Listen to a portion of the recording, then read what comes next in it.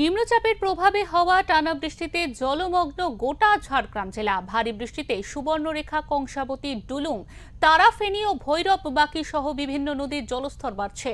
আর তার জেরে ঝাড়গ্রাম ও বাঁকুড়ার মধ্যে যোগাযোগ বিচ্ছিন্ন হয়ে পড়েছে। ভৈরব বাকি নদীর উপরে নিশ্চিন্তপুর কজওয়ে জলের তলায়।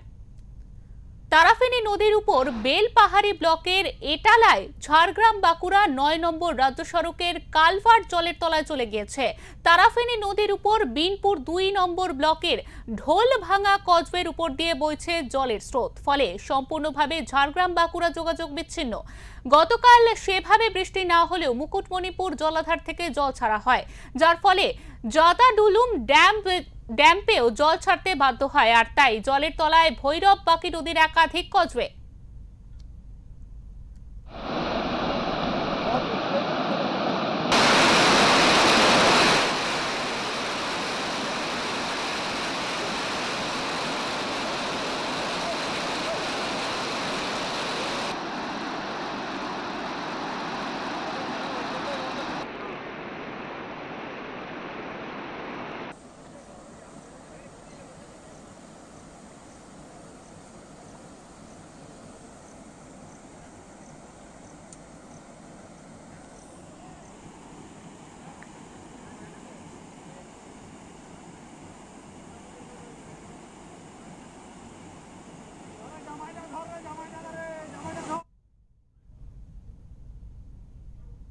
এই বিষয়ে কি বলছেন স্থানীয় মানুষেরা, শুনবো। আপনি কোথায় যাবেন? যাব ঢেকু। কতক্ষণ দাঁড়িয়ে আছেন? প্রায় 2 ঘন্টা 3 ঘন্টা। জল কি কমছে নাকি এরকম আছে? একই অবস্থা আছে। কতক্ষণ অপেক্ষা করুন জল না কমা পর্যন্ত? হ্যাঁ। কতটা সুবিধা হচ্ছে? অসুবিধা অনেক। কি নাম আপনার?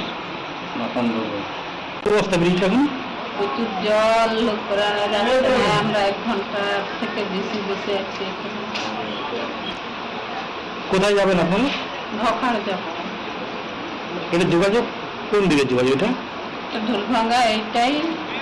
আর যোগাযোগ বলতে সেই ঘুরতে হবে অনেক দূর, জালডাঙ্গা সেটা। কতটা সুবিধা হচ্ছে? অসুবিধা তো প্রচুর হচ্ছে, আর কি করবো। অসুবিধা হলে এখানে বসে আছি। আর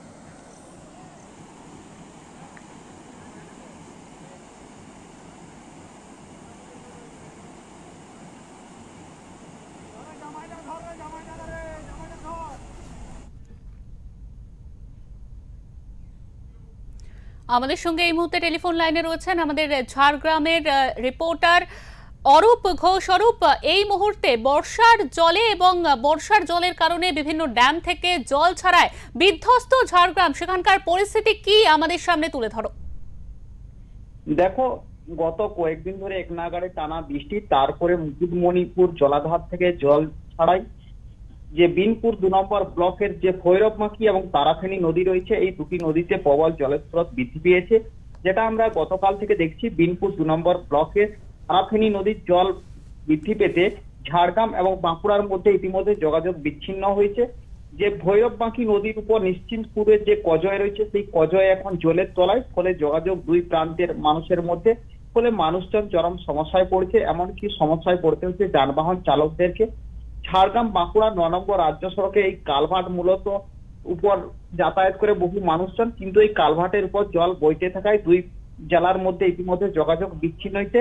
এলাকার বাসিন্দাদের বক্তব্য, এই এলাকায় যাতে সেতু নির্মাণ হয়, কারণ বেশিরভাগ সময় দেখা যায় যে বৃষ্টি এলেই এই কালভার্টের উপর জল বইতে থাকে, ফলে মানুষজনকে প্রতিনিয়ত সমস্যায় পড়তে হয়। শিল্পা, একদমই অরূপ, তোমাকে অনেক ধন্যবাদ।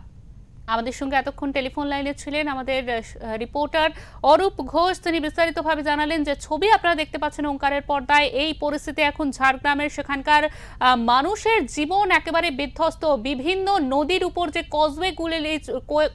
কজওয়েগুলি রয়েছে সেগুলি একেবারে জলের তলায় চলে গিয়েছে এবং প্রাণ হাতে করে তাদের পারাপার করতে হচ্ছে।